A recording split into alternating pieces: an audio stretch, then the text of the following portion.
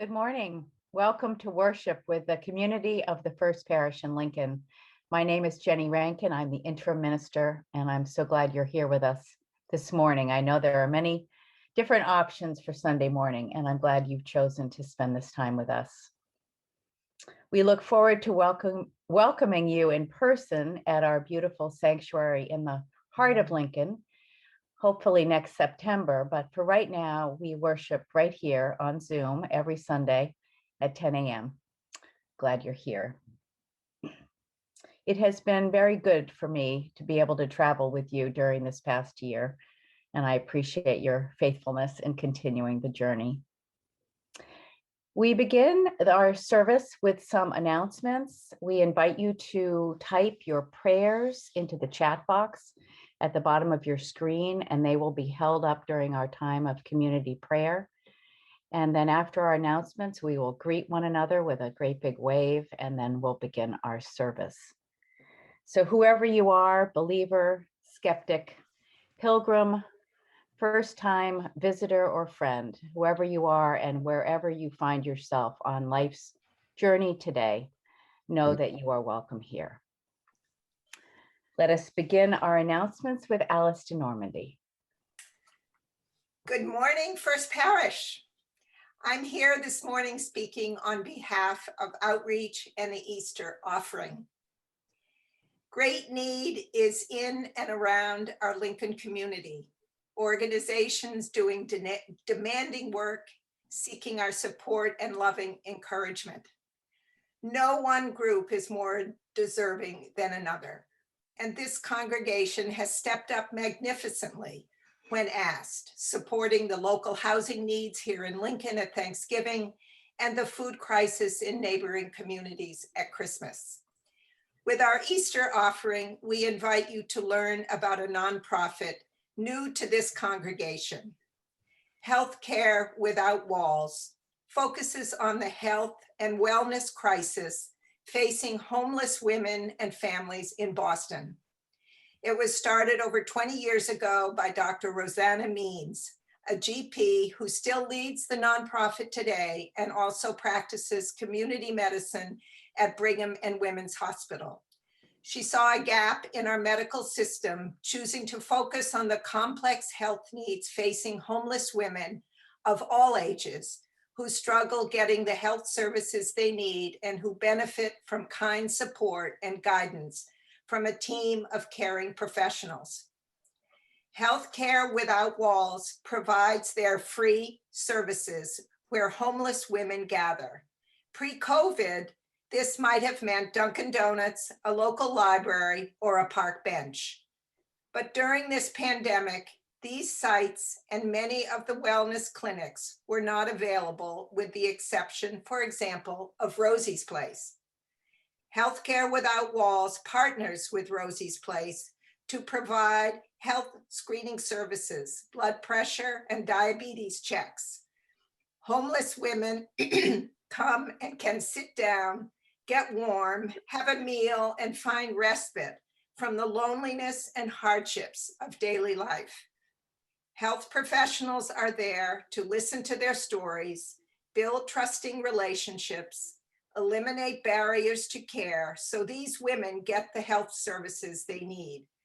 They might offer a Band-Aid, a referral, a foot massage, or something as simple as a hug of hope.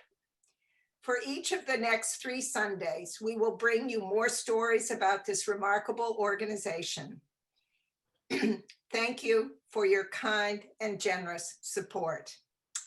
And now I will pass this to Gina Halstead of the transition team. Thank you, Alice. Gina Halstead for the transition team.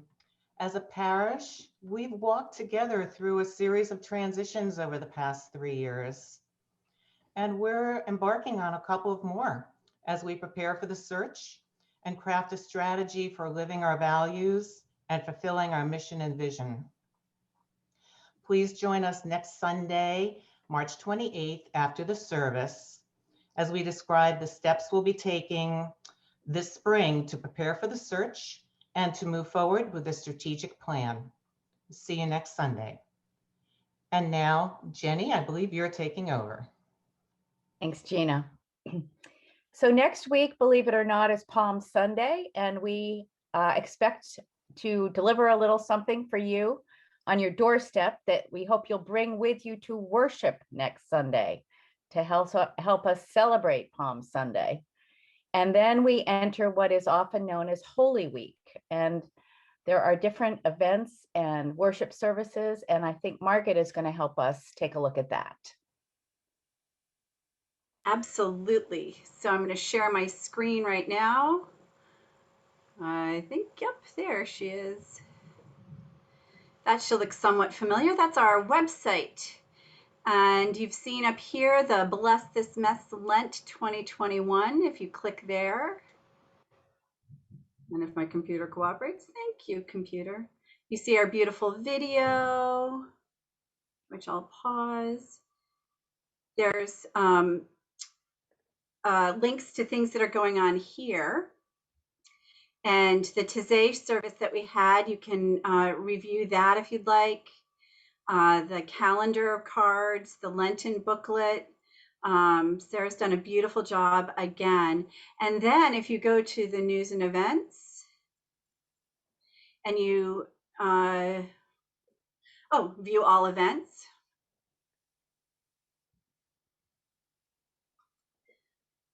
Oh, Sip Talk Learn today at 4. Oh, that's on my calendar. Some things I wanted to bring your attention to, the community Easter egg hunt. Actually, the first egg is hidden. Many thanks to the meditation walking group for cahooting and getting that egg placed. Andy Fallender, thank you so much. The actual egg hunt starts next Saturday at 8 a.m. There'll be 8 eggs out on the conservation trails for people to go and find. And on the Easter eggs, there are Easter eggs, so little QR codes for you to engage with a little surprise, a little video surprise. We also have our community Passover Seder led again this year by Anna Adler. It was fantastic last year. There were a bunch of people. There was a windstorm. There were a bunch of people without power who couldn't come. So I hope you come this year. That's Tuesday, March 30th. The Seder is quick. It's a 10-minute, we use a 10-minute Haggadah at 5:30. And then we ask people to bring their dinners and join us. And then we have our Good Friday service. There's something in the bag for a candle will be in your bag for the Passover Seder. There's something in your bag for our Good Friday service. There's a Holy Saturday retreat. There's our Easter sunrise service, and we have a fantastic person coming to provide some music. Alice Moynihan, a youth of First Parish, will be playing the violin, weather permitting. And then, of course, our Easter service. So all of this can be found under news and events and view all events with all the appropriate codes to join that. All that fun stuff. Thank you, Margaret. So this morning, I'm so happy to introduce to you, many of you know her already, but our guest preacher today is Mary Margaret Earl. She's the senior minister and executive director at the Unitarian Universalist Urban Ministry in Roxbury. Years ago, as a student minister, I trained at the UU Urban Ministry, one of their field sites. And I was also lucky enough to get to serve on the board at the same time as Martha de Normandy. And we often used to drive into those meetings together. Prior to coming to the urban ministry, Mary Margaret worked with the homeless in Rhode Island for 15 years and was awarded the Heroes of Faith Award for her interfaith work by the Rhode Island Council of Churches. She's been our preacher here before, and we're so glad to welcome her back. And after the service today, we'll have an opportunity for you all to respond to her sermon, ask questions, offer your thoughts and reflections. So stick around. We won't have our regular coffee hour rooms, but we'll have some time with our special guest, Mary Margaret. And Doug Crosby, over to you. Good morning. Doug Crosby for the Deacons. This is a time when we mention the offering. We know that the needs are great, and we always appreciate your generosity. You may donate online at fpllincoln.org, or you can mail to 14 Bedford Road or PO Box 6218.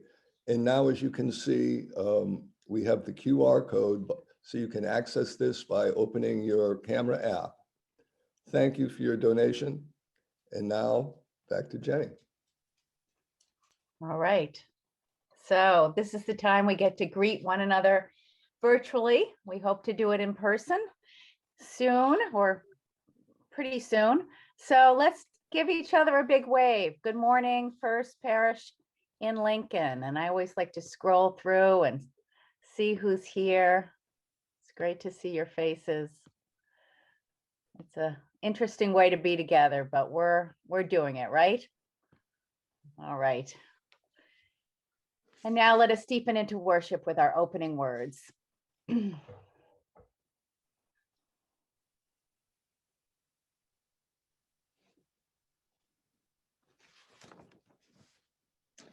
William Sloane Coffin Jr. was the chaplain at Yale for many years and a wonderful prophetic minister. O God, gratefully we acknowledge that of thy fullness we have received grace upon grace. Keep us eager to pursue truth beyond the outermost limits of human thought. Strengthen our resolve to see fulfilled all hopes for justice so long deferred. So may we run and not grow weary, walk and not faint.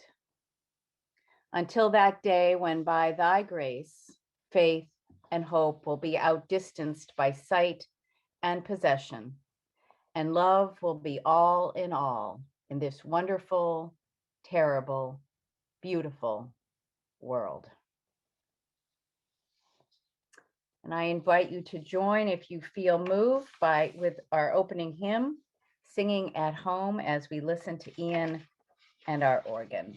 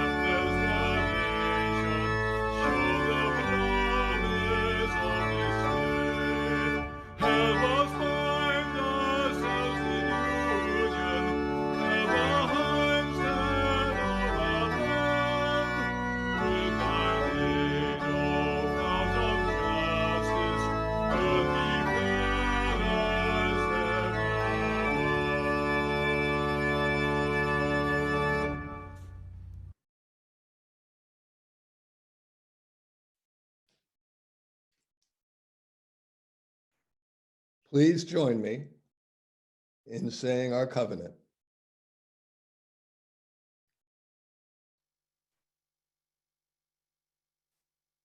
in the love of truth and in the spirit of Jesus, we unite for the worship of God and the service of all.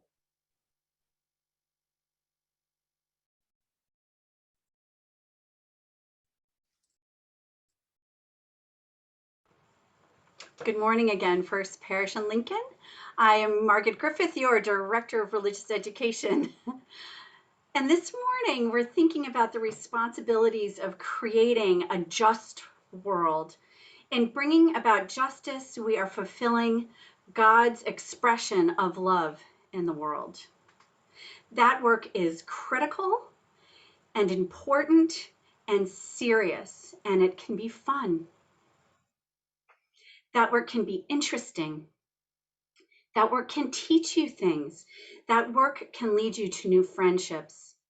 As much as you are giving, work can also lead to things that you gain as well. Enjoyment does not diminish the seriousness of the work you're doing for justice. It is a collateral advantage. When I think of this, I think of my Uncle Ralph Waldo Allen. Well, actually, he was my mother's, follow me here, my mother's first cousin, which makes him my first cousin once removed. But he was really like an uncle to me, my beloved Uncle Buck, Ralph Waldo Allen. And I'm going to introduce you to my uncle right here. When he was in college, he was part of the Student Nonviolent Coordinating Committee, SNCC, in the early 60s. He traveled to the South to help Black men and women register to vote. When I was growing up, he would sing some of the songs he and his friends had sung on the bus rides to and from the South. He talked about the wonderful people he worked with and the residents he met, so full of courage and faith. He spoke about how much it meant to him to be doing something at that time and in that place. It sounded great to me. What did I know at his knee as a little girl? It was later that I learned of how he had been harassed, shot at, beaten several times, one time so badly he was left for dead. He had been arrested and he had been imprisoned with a life sentence. And it was only the intervention of Robert Kennedy that freed him. His nuclear family turned their backs on him. The justice work he was engaged in was deadly serious. Yet Uncle Buck, my Ralph Waldo, focused on the aspects of his work which brought him joy. It was those memories he shared with me. He's one of my heroes, not for what he suffered, but for his work for justice and his joy in that work. For the last 2 Saturdays, I've attended seminars as part of Super Saturday, the United Church of Christ holds every year, UCC, one of our affiliations. It's a yearly gathering and of workshops and learning. It's wonderful. And each morning we begin with worship. This year, both Saturdays services were led by Rabbi Ilan Babchuk. And yesterday he shared this quote. I'm going to share my screen again.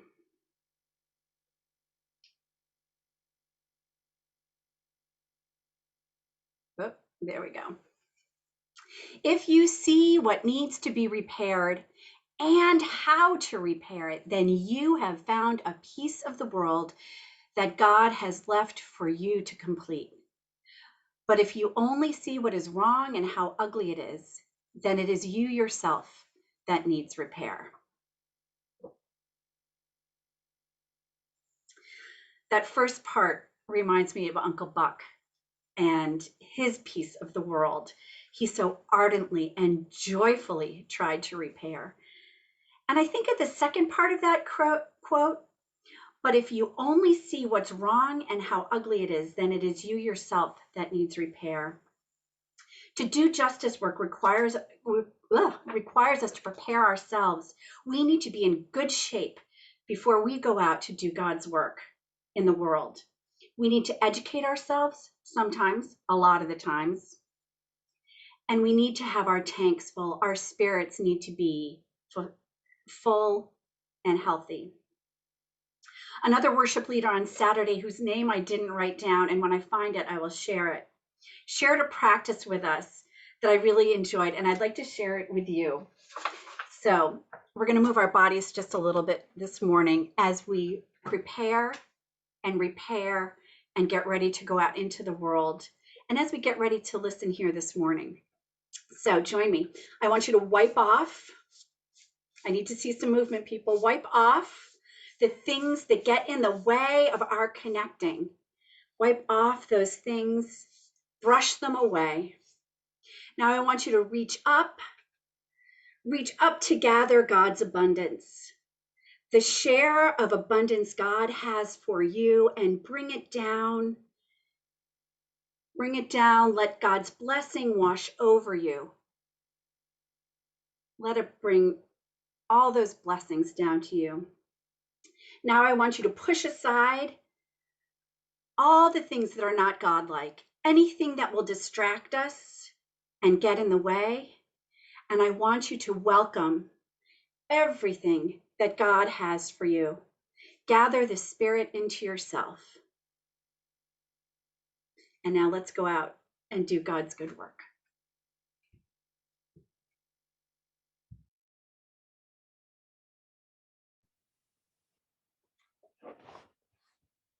Thank you, Margaret. And our first reading today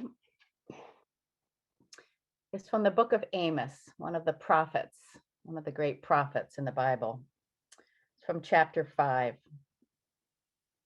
I despise your festivals, and I take no delight in your solemn assemblies. Even though you offer me your burnt offerings and grain offerings, I will not accept them. And the offerings of well-being of your fatted animals, I will not look upon them.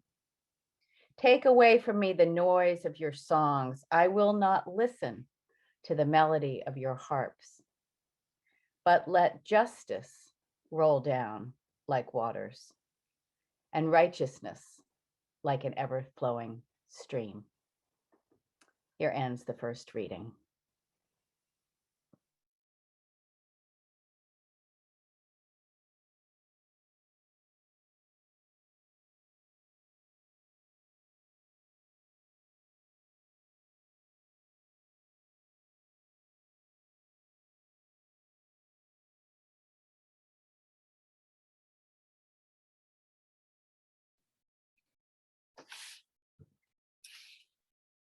Good morning. Am I on? Okay, thank you. Good morning, I'm Barbara O'Neill.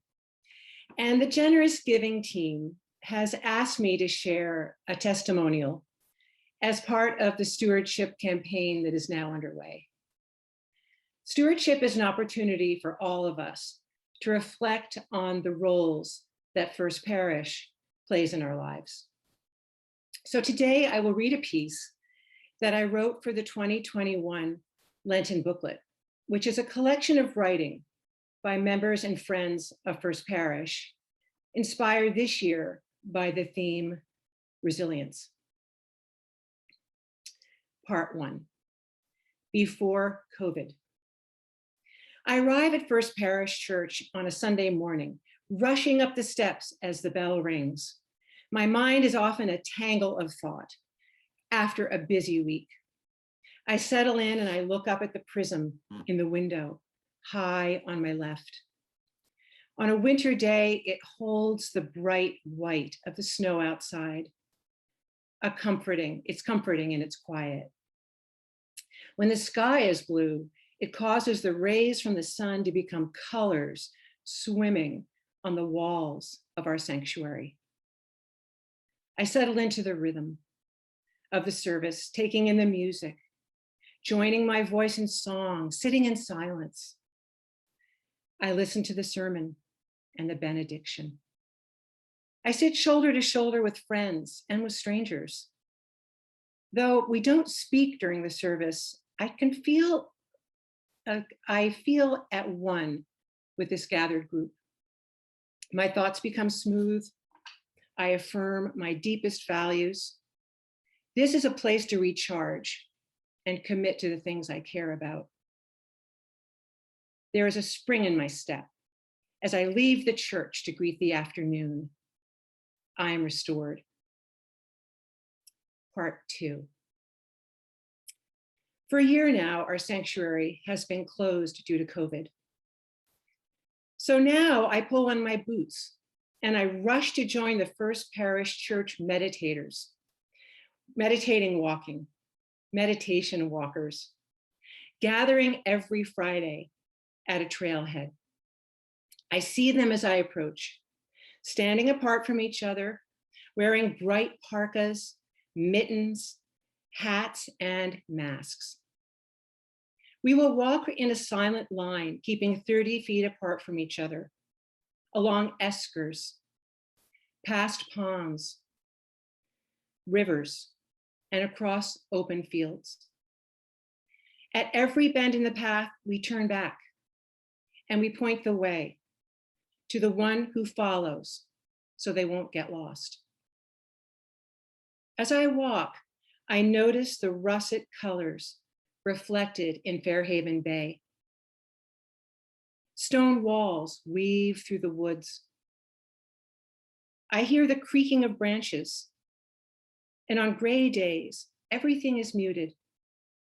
The next week, when the sun is out, I see flashes of light reflected in the arc of water in a pond below. We walk in a line. We do not speak, but I feel connected to everyone. The trees join our congregation, standing tall above us. We are a small community of walkers, living out our call to ministry as we cherish the living earth. That's enough to make me feel resilient today. Thank you.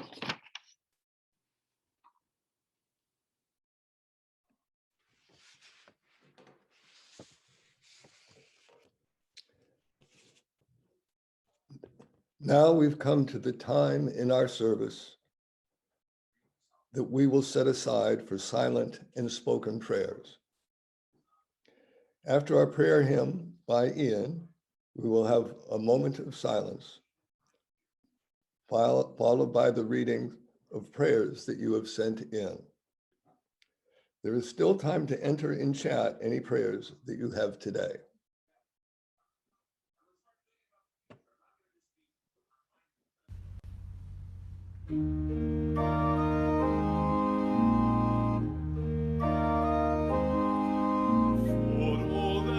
Is our life, we sing our thanks and praise, for all life is a gift which we are called to use to build a common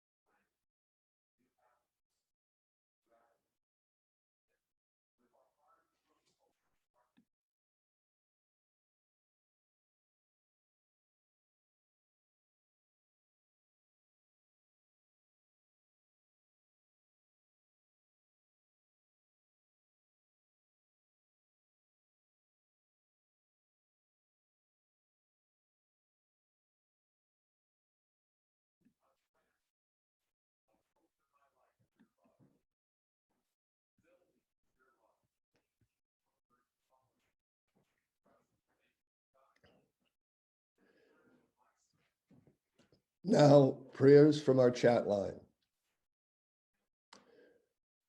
From Juliet Rago, McNamara to everyone.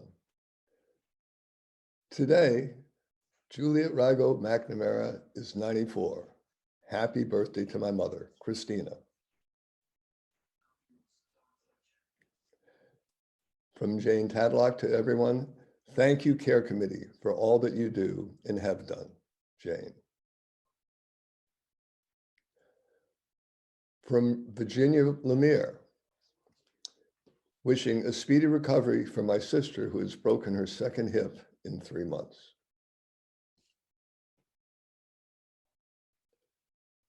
From Tom Walker, please join us for a sip, talk, learn at 4 p.m. today to hear some wonderful stories. From Deanna Laferriere, a prayer of gratitude for flowers, friends, support, and love received from this community. From Sarah and Chris Andresiak, stewardship is underway and all online. It's not coming in the mail. Visit www.fplincoln.org/donate. Info is all there. Click Pledge Now for an ongoing pledge form. Please be as generous as you can. Thank you from the generous giving team. From Tom Walker. Let us pray that we can begin to gather once again in our beautiful sanctuary. From Sarah Cannon Holden, a prayer of empathy and hope and justice for the victims of the murders in Atlanta.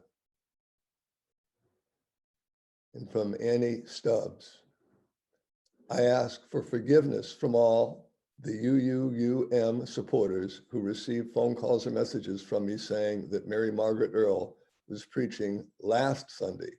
So sorry, and a joy being with you all this morning.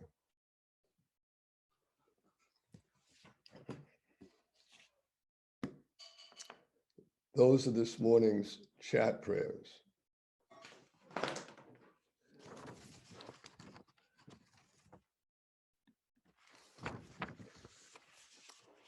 I'd like to start this morning's pastoral prayer with a short reading from the Old Testament, the Song of Solomon, verses 12 to 14. Look around you. Winter is over.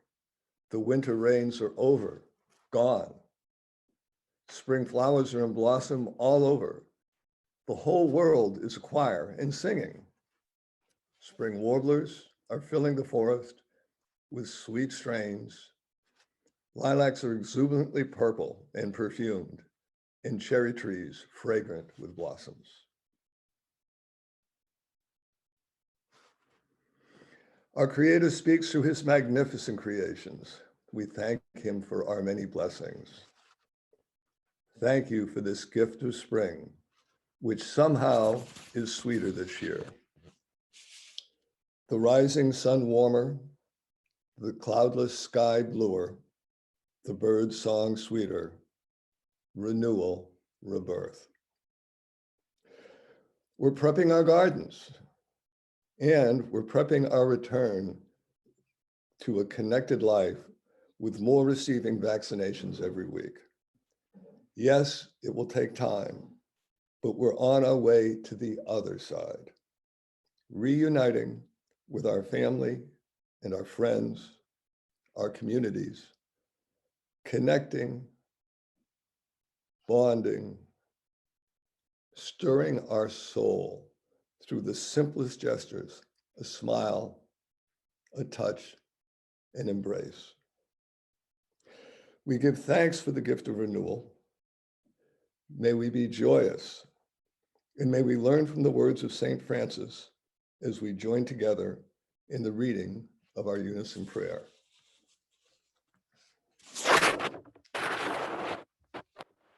Lord, make me an instrument of your peace. Where there is hatred, let me sow love. Where there is injury, pardon. Where there is doubt, faith. Where there is despair, hope. Where there is darkness, light. Where there is sadness, joy. Grant that I may not so much seek to be consoled as to console, to be understood as to understand, to be loved as to love. For it is in giving that we receive, it is in pardoning that we are pardoned, and it is in dying that we are born to eternal life.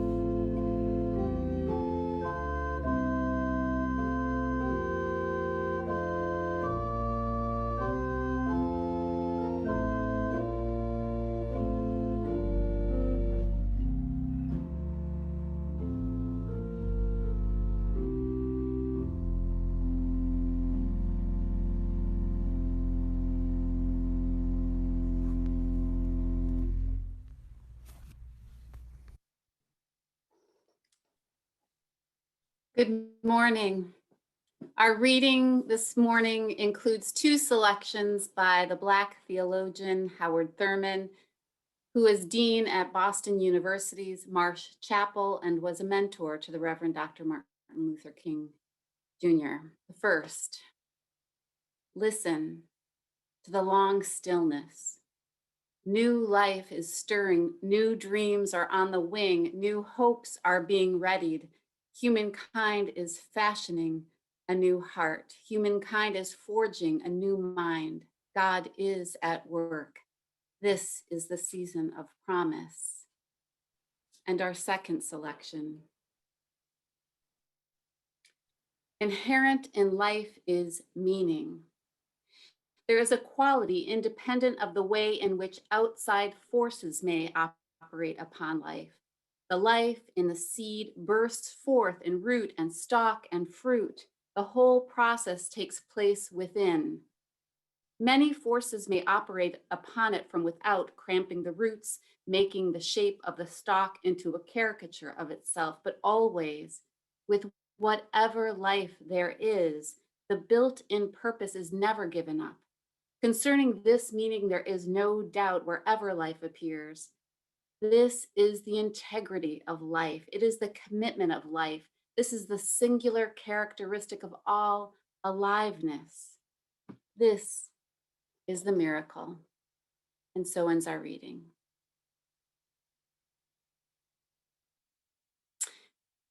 Good morning, Lincoln friends. It is good to be with you. I am so pleased to visit with you for a third time and hope that next year I'll be able to join you in your lovely sanctuary and then for coffee hour looking through those picture windows at the green fields beyond.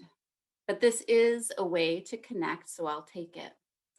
First, I want to thank my good colleague, the Reverend Jenny Rankin, for so warmly welcoming me back this morning. It is good to be in worship with her. First Parish in Lincoln has deep and historic ties to the Unitarian Universalist urban ministry. And in the past few years, we've taken steps to renew and enliven our connection. Importantly, the Reverend James de Normandy was a minister at First Church in Roxbury, the congregation that eventually bequeathed its historic meeting house to the UU urban ministry where we now operate. And at that time, he began serving First Parish in Lincoln in the summers of the early 1900s. The meeting house where he preached for so many years in Roxbury is one we are now restoring for the Roxbury community as an event venue. A couple of years ago, in 2018, Lincoln awarded us with a Jean Wood Preston grant, which in large part enabled us to purchase a new bus to transport our high school students home in the evenings after our after-school program. It was a joy to welcome new Lincoln friends like Larry Buell when Lincoln congregants then came for a ribbon cutting for the bus and a tour of our historic campus. It might have been then when I first met in person Barbara Leggett, whose husband Tom served on the board of the UU Urban Ministry for many years and who has herself become a wonderful friend of the Urban Ministry. The de Normandy family, whose ancestor was the Reverend de Normandy, has been steadfast in its connection to us. Martha de Normandy, as you heard Reverend Jenny say, was a longtime board member of the Urban Ministry. And now Alice de Normandy, along with her siblings, has become wonderful champions of our work, especially the transformation of our meeting house. Alice and Gary Taylor, as you may know, serve as delegates from Lincoln to bring information about our work back to your congregation.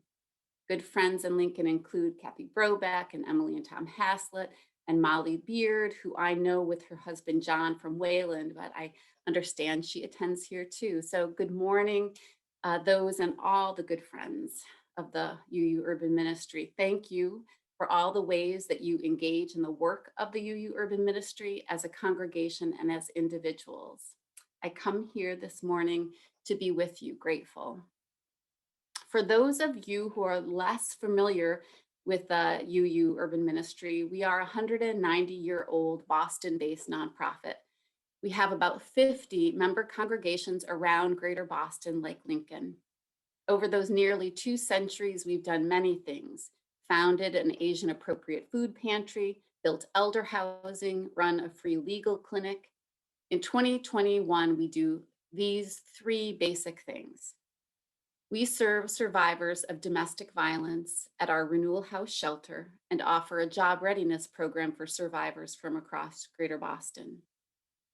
We provide tutoring and after-school programming to Boston high school students of color, seeking to level the educational playing field and assist with college applications. We teach young people an appreciation for history and use the historic campus we inherited in Roxbury as a living classroom to give historic walking tours.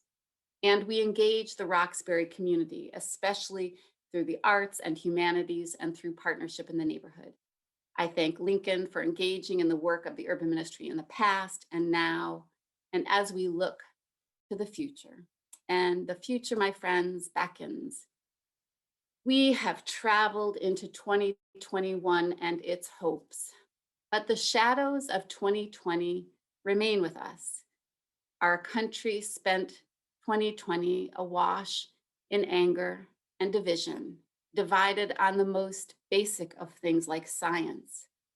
Late last winter, the pandemic befell us, and last spring, we were jolted by the casual police killing of George Floyd, stunned to see 400 years of racism distilled into 8 interminable minutes. And last summer, we witnessed the Black Lives Matter uprising in the streets and on our town commons. We entered 2021 witnessing again the ongoing division and January's rioting in Washington, D.C.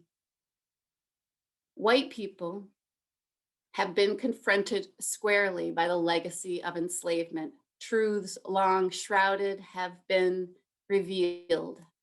Racism no longer dwelled only in the interpretation of health and wealth and educational disparities. Facts like the net worth for white households in Boston, net worth what you own after you subtract your debts, not annual salary. Facts like the net worth for white households in Boston is $247,000. And for Black families, and you're not mishearing me, for Black families, it is $8. Facts like the average lifespan in Roxbury is 30 years less than it is 1 mile away in the white neighborhood of Back Bay. Facts like African-American adults are 6 times as likely to be incarcerated as whites. Racism and white supremacy has become even plainer to us than those numbers. White supremacists marched proudly, stepping out of the mist, Racist ideas and attitudes were shouted into the open air for all of us to see and hear. On January 6th of this year, we watched the Confederate flag waved proudly in our Capitol. And it has shaken and sobered us. The truth of our country's history, the legacy of enslavement that lives within all our institutions and also within us, emerged from the shadows. And the gift is this: what we can see, we can actually do something about. This is the moment we were called to. This is a moment when we as a faith community have an uncommon potential to help give birth to something new. The beginning of 2021 did not mark the end of a struggle, but a new and hopeful chapter in this struggle. The work before us to heal racism will be the outward facing work of petition and protests and marches and mobilizing, but it also must be the work inward, the work within ourselves. The journey inward to facing our own racism is hard work and essential work. And this morning, I wanted to walk with you on that journey, the journey that I've been on since arriving at the UU Urban Ministry 6 years ago. I arrived in Roxbury after years of working in the homeless community in Providence, Rhode Island. I came ready to work with domestic violence survivors and to support young people. But when I arrived, I learned quickly that there was more to our organization than our list of programs. We stood at the intersection between communities, rooted in the historic heart of Boston's Black community that had experienced and borne witness to the city's legacy of racism, and encircled by white suburban congregations being awakened to that legacy. Standing at that intersection meant reckoning with racism. But I didn't come to the urban ministry to talk about racism. I wasn't ready for it. And on one of my first days, the police officers in Ferguson, Missouri, who had killed Michael Brown, an unarmed Black man, were not indicted. That moment propelled the Black Lives Matter movement into the national consciousness, and the urban ministry staff came to me and asked me to make a public statement. I didn't know what to say. I was afraid to talk about racism.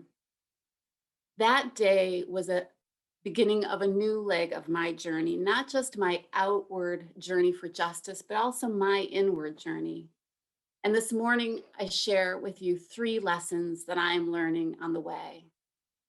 First, the spiritual journey of dismantling racism, work that we are all called to do, asks us to tolerate discomfort and pain, the pain of learning the real history of race in America, the pain of learning the ways it privileges white people, the pain of facing those health and wealth and educational disparities. Robin DiAngelo, in her book, White Fragility, writes, "Race will influence whether we will survive our birth, where we are most likely to live, which schools we will attend, who our friends and partners will be, what careers we will have, how much money we will earn, how healthy we will be, and even how long we can expect to live," she wrote. DiAngelo, who is white, spent years as a diversity and inclusion trainer and saw over and again white people, and especially those who saw themselves as progressive, as so defensive about witnessing white supremacy that their defensiveness protected the systems that perpetuated it. A step on our journey is laying down our defenses, to become aware when our shoulders tighten and we get ready to say, but wait, not me. A step on our journey is to keep opening, waiting, breathing. A step on our journey is the practice of stillness. The theologian Howard Thurman said again, listen to the long stillness. New life is stirring. New dreams are on the wing. New hopes are being readied. Humankind is fashioning a new heart. Humankind is forging a new mind. God is at work. This is the season of promise. When we still our defenses, something new can emerge. A second lesson on my journey, and this is so hard, is letting go of goodness. Our task is not to seem good. It's paying attention.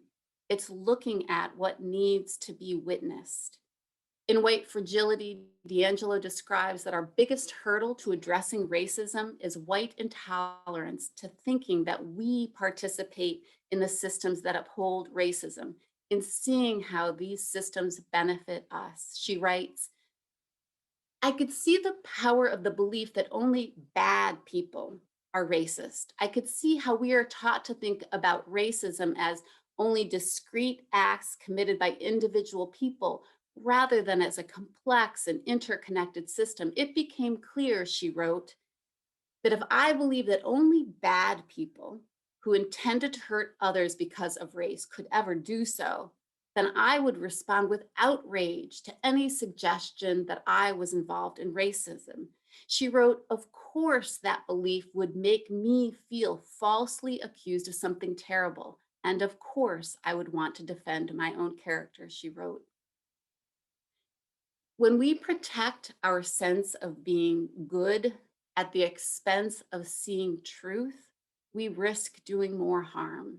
None of us created the world into which we were born. We were born into a nation built upon enslavement. Our modern police forces were born of slave patrols whose charge was capturing fleeing slaves. Our founding fathers enslaved people even while writing the Declaration of Independence. It would be impossible to imagine that we did not inhale racism like a villager living by the smokestacks inhales pollution. When we protect our goodness, our sense of being good, instead of examining our contribution to racism and white supremacy, then we uphold it. We need to trust that we are beloved. That is guaranteed and non-negotiable. And then we need to face what is. My third lesson is that working towards justice is not just toil. There is joy in this journey. Joy in meeting sisters and brothers working alongside us. Joy in meeting new people across difference. In the past 6 years, I've had 1,000 hard and challenging moments, awkward moments, unsettling moments that I need to breathe and listen my way through. But I have met the most wonderful people along the way. That's how this work is. We don't move alone. We build up our human family as we go.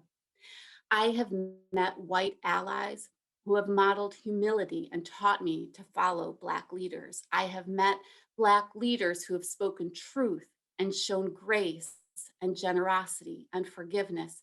I have listened to Black elders sharing stories of the Boston of their childhoods.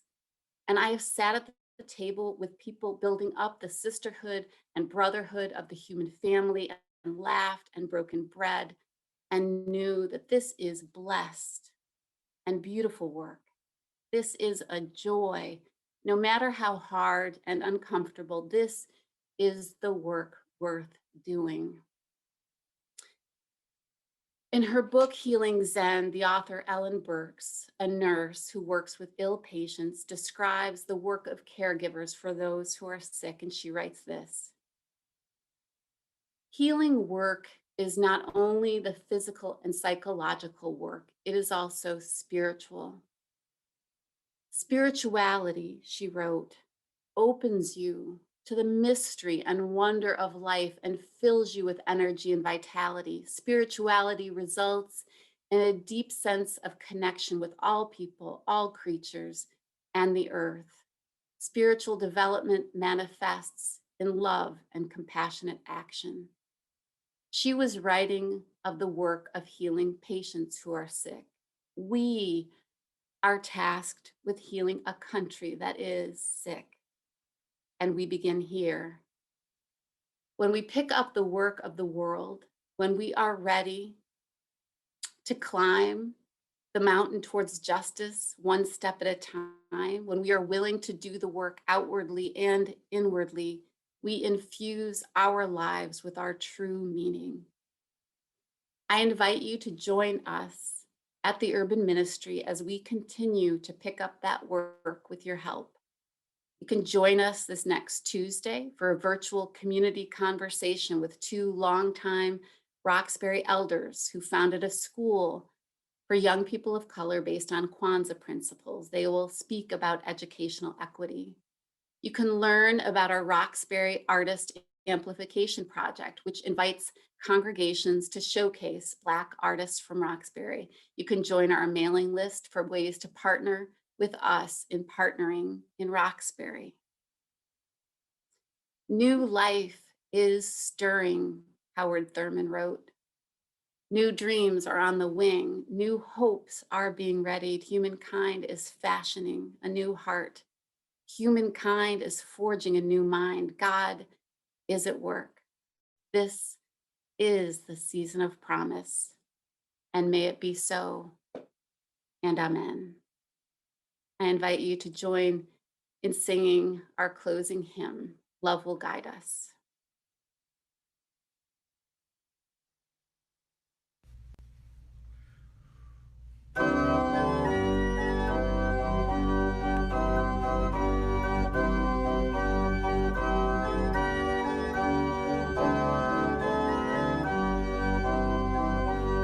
Love will guide us, peace has tried us, hope inside us will lead the way on the road from greed to giving.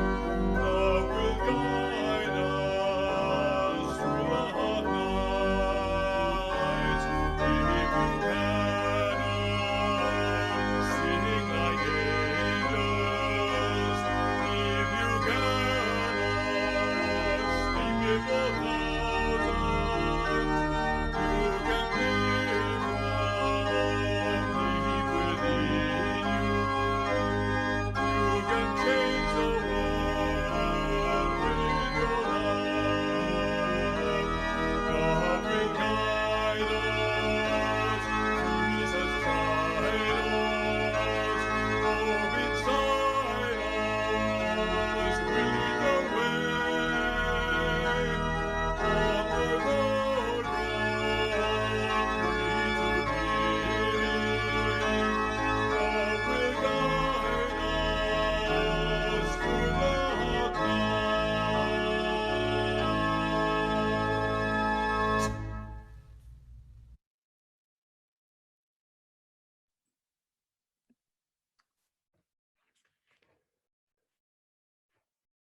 Please join me in saying our call to ministry. We go forth from the worship of God to be faithful to the vision of Jesus, to affirm each person's dignity, and to cherish the living earth.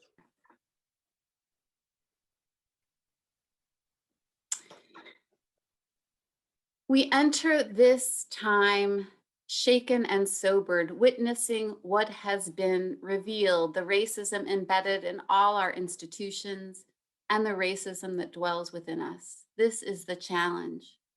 This is the gift. This is the call to face what is and to live into our potential as people and as a faith community to make change that is deep and transformational and enduring. Go in faith and with courage. Amen.